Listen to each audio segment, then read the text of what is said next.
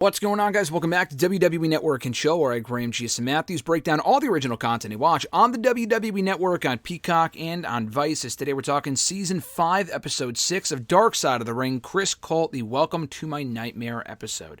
So, you were probably, I would assume, like me, in that you probably had no fucking clue who this guy Chris Colt was before watching this episode. If you did, props to you. You're clearly a wrestling historian. I certainly am not as much as most people. But I did watch this episode. I was entertained by the entire thing was interesting and enjoyable. One particular part, it was just so fucked up, it had me in tears. Almost in tears from laughing. It was really, really funny. I'll get to that a little bit later on. The entire episode was interesting, though. Again, a guy I have never heard of before. Probably because he spent zero time in WWE, to my knowledge. At least they didn't talk about it in this episode. Just a complete no-namer, but the life that he lived and the career that he had was just so goddamn fascinating. So I thought this was a very good episode, shining light on someone that we typically wouldn't have heard of otherwise. Just a really good episode here, I thought. So they open up the episode. We hear a lot from Jim Cornette throughout the entire show, really, but this episode in particular. He mentions how Chris went overboard in every facet of his life.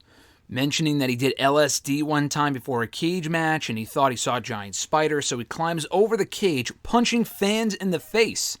Bill Anderson, who was traveling with him for a while, recalls the whole incident, and he speaks a lot throughout the episode as well. And he was really young at the time that happened. Just a crazy fucking incident, and remembers just him being dragged off, and it was just a crazy, crazy scene to say the least. They mentioned how he was wrapped up in the whole rock and roll lifestyle, including the drugs and the alcohol. He was actually friends with Janis Joplin before realizing who she was. He met her somehow, they mentioned, and they ended up befriending each other, and that was before he knew who she was and the talent she had and all this other sort of stuff.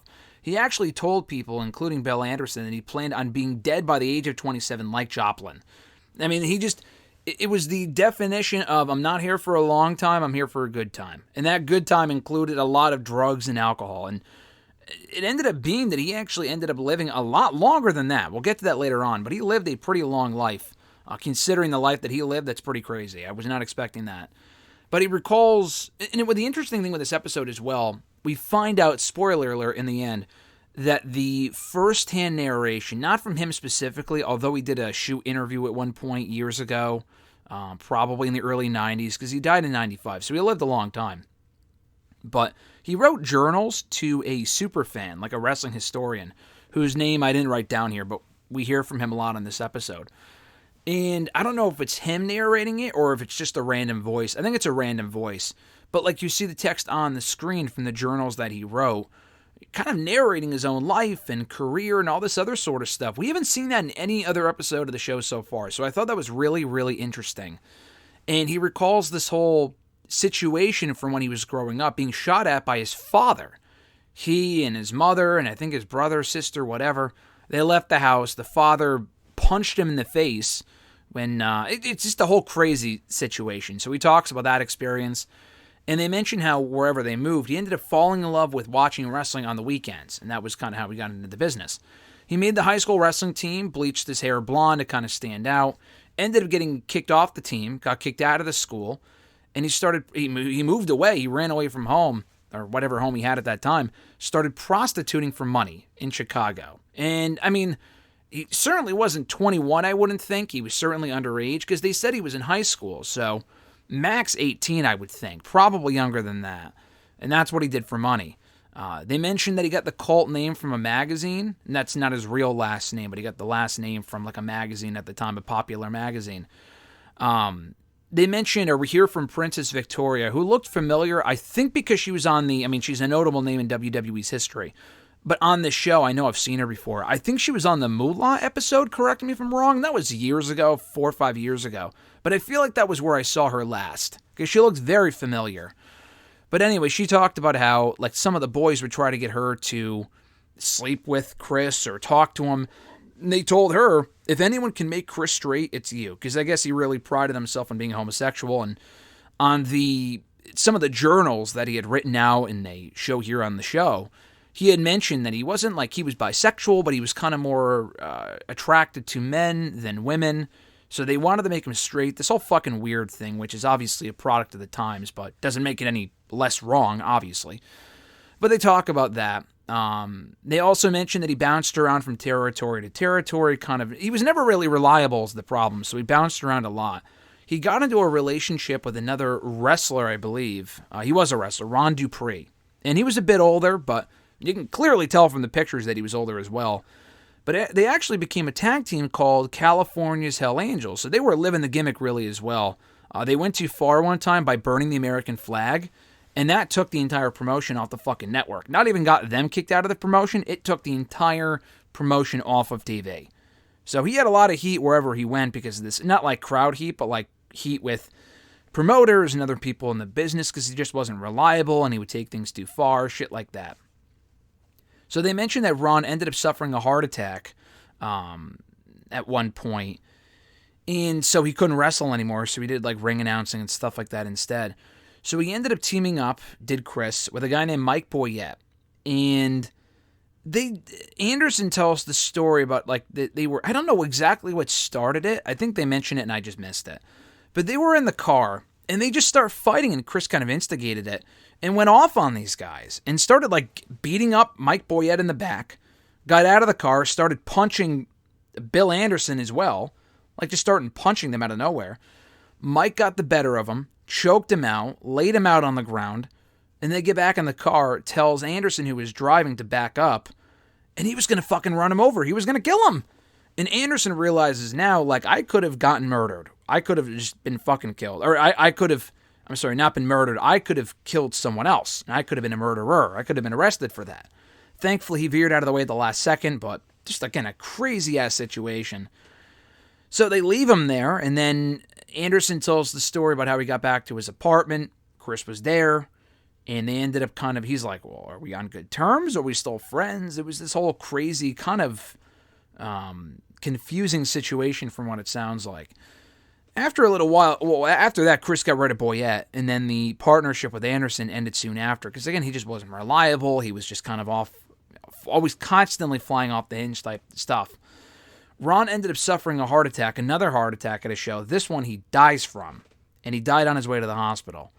And all the people on the show, all the talking heads kind of speculated, well, maybe that was because, maybe that was part of the reason why he never really recovered. He never really got over that.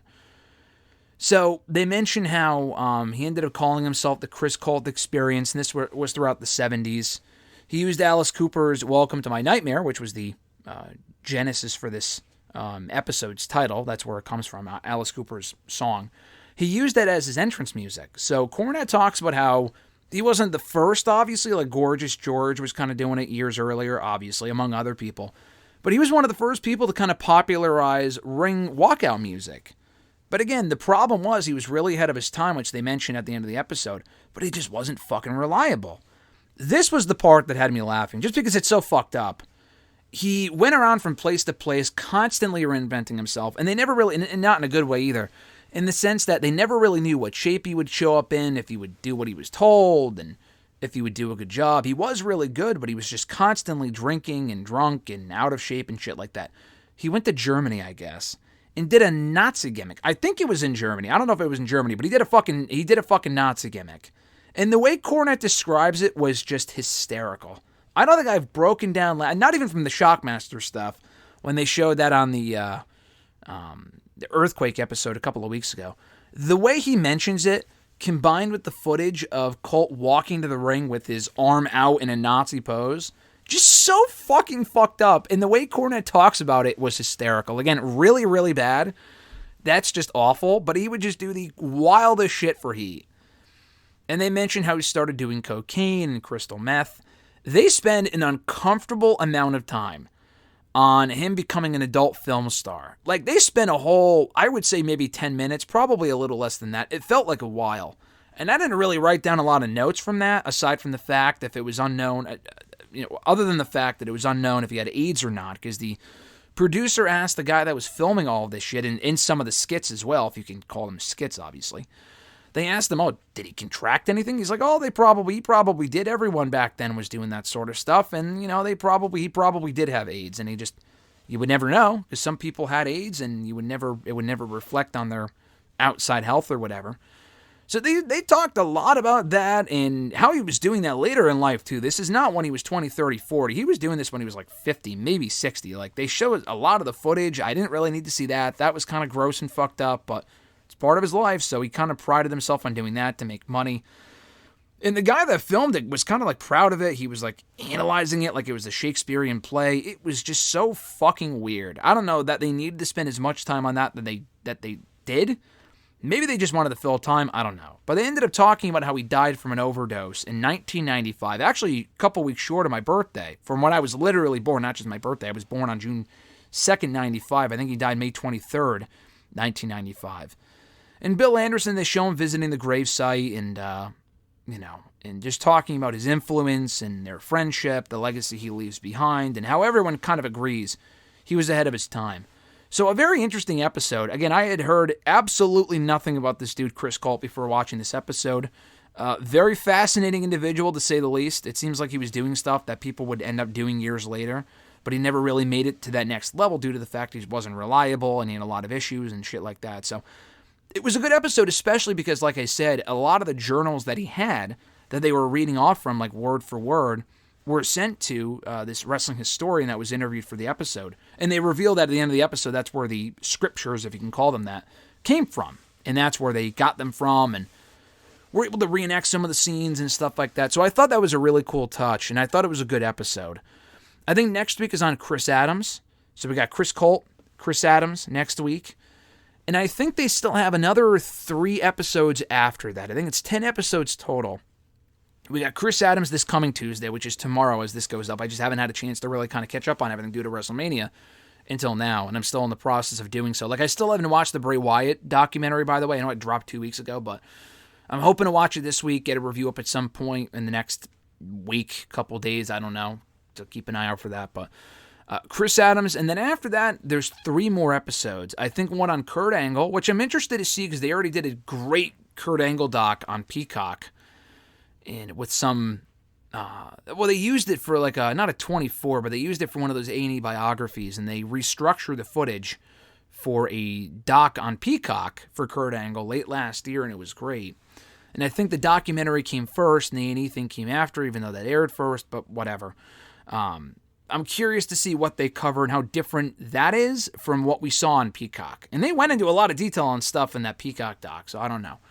But we have that one. A Sandman episode, and he's kind of like the thumbnail for the entire season. They might be saving that one for last, I would have to imagine.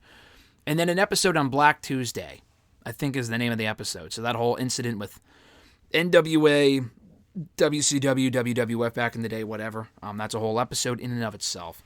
But thank you guys for checking out this review. I appreciate it. Be sure to like the video, drop a comment, share the video, and subscribe to the channel for more daily content. Have an awesome one, folks. I'm Graham G. Matthews, and I'll catch your ass down the road.